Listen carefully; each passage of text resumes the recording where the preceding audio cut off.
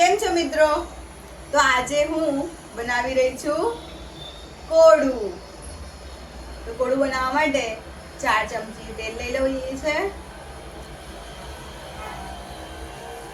હું તમને મારા ઘરની રીત બતાવું છું, જે સાદી છે, જે મારા સાસુમાં બનાવે છે એવી રીતે બતાવું છું. તો એના માટે આ લસણ,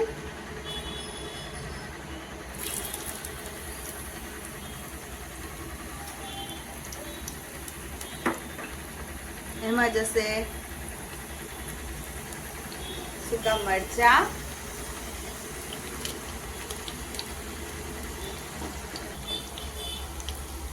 જો આપણું લસણ તળાઈ રહ્યું છે, અને જો શક્ય બને તો આપણે બને તેટલું માટીના વાસણમાં જમવાનું બનાવીએ તો સૌથી સારું.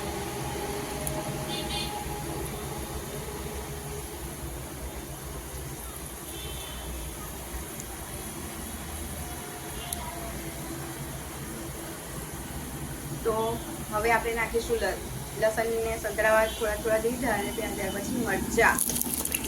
આ તીખા લીલા મરચા છે, એટલે મેં ઓછા લીધા છે. થોડી હિંગ, એકદમ થોડી જેવી છે.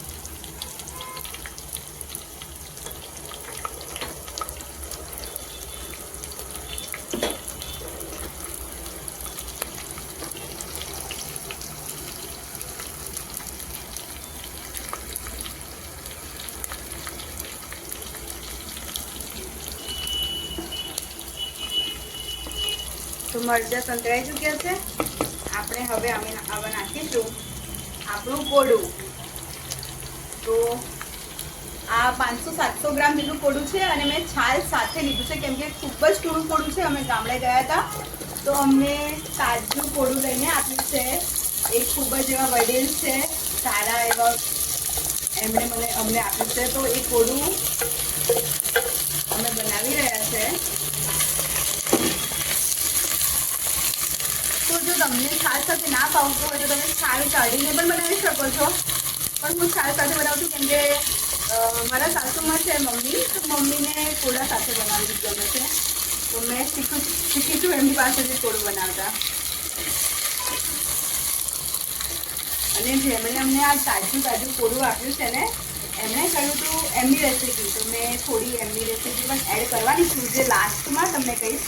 જે સિક્રેટ ઇન્ગ્રેડિયન્ટ છે, જેનાથી કોળામાં ખૂબ જ સારો એવો સ્વાદ આવે છે. તો હું તમને લાસ્ટમાં એક ઇન્ગ્રેડિયન્ટ જરૂરથી કહીશ.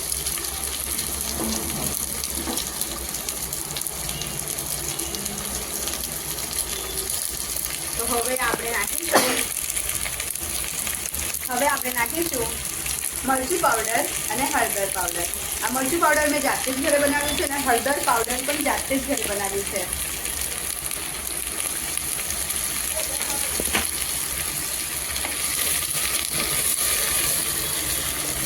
મિત્રો, જો તમારે હળદર પાવડર, મરચું પાવડર, ધાણા જીરું powder, garlic powder, cheese powder, onion powder, તમારે કોઈ પણ પાવડરની જરૂર જણાય, અને તમારે સારી એવી હાઇજેનિક શુદ્ધ રીતે જોઈતું હોય તો મને કોમેન્ટ કરી શકો છો.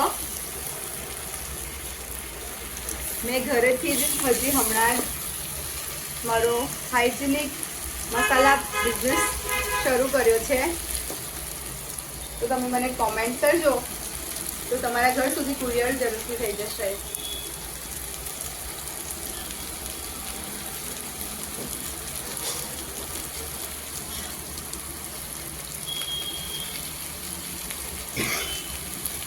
તો કોળાને હવે આપણે ઢાંકી દઈશું, અને કોળું નીચે ચોટે ના, એટલે આપણે આપણા ઢાંકણમાં થોડું પાણી રેડીશું.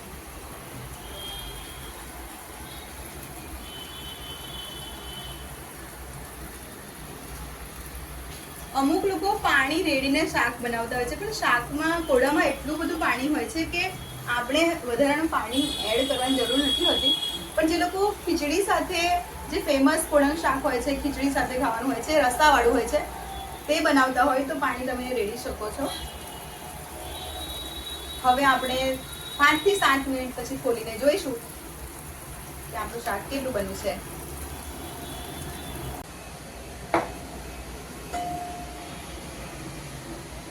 તો ચાલો મિત્રો આપણે એકવાર ખોલીને જોઈ લઈએ કે આપણું શાક કેવું થઈ રહ્યું છે.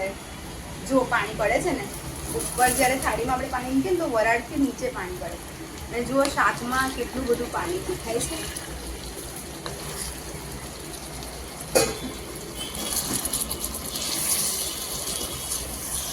કોળાનું પોતાનું જ એટલું બધું પાણી હોય છે કે આપણે ઉપરથી એક્સ્ટ્રા પાણી નાખવાની જરૂર નથી પડતી, ચડી જાય છે. જોઈ લો. જો તમને છાલ સાથે પસંદ ના હોય તો તમે છાલ કાઢીને પણ બનાવી શકો છો. જો આપણે આમ પ્રેસ કરીને જોવાનું, દબાવી જોવાનું ચમચાથી. હું તમને બતાવું, દેખાય છે એ આમ ચડી જાય. આમ જો ચમચો દબાવતા તૂટી જાય તો આપણે સમજી જાય કે આપણું શાક બની ગયું છે. પણ આપણે થોડું હજુ મેશી કરવું, એટલે થોડી વાર હજુ ચડવા દેવાનું. અને લાસ્ટમાં જે મેં તમને ઇન્ગ્રેડિયન્ટ્સ કીધા હતા ફ્રેન્ડ્સ, તો એ હવે તમને બતાવી રહી છું. એ ઇન્ગ્રેડિયન્ટ્સ છે વાટેલા મરી. હા, જે વડીલ બાએ અમને આ કોડું આપ્યું છે ને, બા દાદાએ, એમણે કહ્યું હતું કે લીલા મરચાં અને લાસ્ટમાં વાટેલા મરી નાખવાના. તો કોળાના શાકમાં જે સ્વાદ આવે છે ને તે ખૂબ જ અલગ અનેરો આવે છે.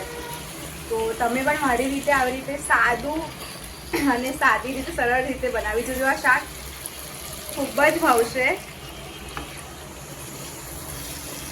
જોઈ લો, સુગંધ જેટલી સરસ આવી રહી છે ને. હા, બસ બની જાય એટલે આપણે બસ ગરમા ગરમ રોટલો બનાવીએ અને રોટલા સાથે ખાઈએ. જો આમ પ્રેસ કરીને બનાવવું ફરીથી તમે, કે જો છાલ છે તે છતાંય કંઈ પ્રોબ્લેમ નથી. જુઓ તરત કટ થઈ જાય છે. કટ થઈ ગયું. હું તમને ચમચીથી કટ કરીને બતાવું તો તમને સમજ પડશે.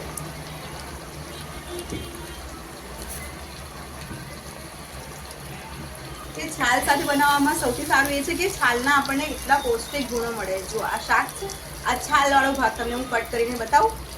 જુઓ કટ થઈ જાય છે. આ છાલવાળો ભાગ છે ને, જુઓ કટ થઈ જાય છે. બસ હવે થોડીક જ વાર છે, આપણું શાક ઓલમોસ્ટ બની રહેવાયું. તો છાલ સાથે બનાવો મિત્રો તો સારું કહેવાય. એટલા બધા ગુણો સારા મળે આપણને કોળામાંથી. તો શા માટે આપણે છાલને વેસ્ટમાં નાખી દેવી.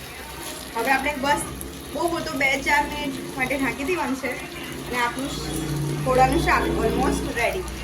તો થોડી વાર માટે ઢાંકી દઈએ. તો જુઓ, દેખો મિત્રો, થઈ ગયું છે આપણું શાક એકદમ ચટાકેદાર. તો તમે પણ ખાઓ બનાવીને અને પરિવારવાળાને પણ બનાવીને ખવડાવો. આંગળા ચાટતા રહી જશે.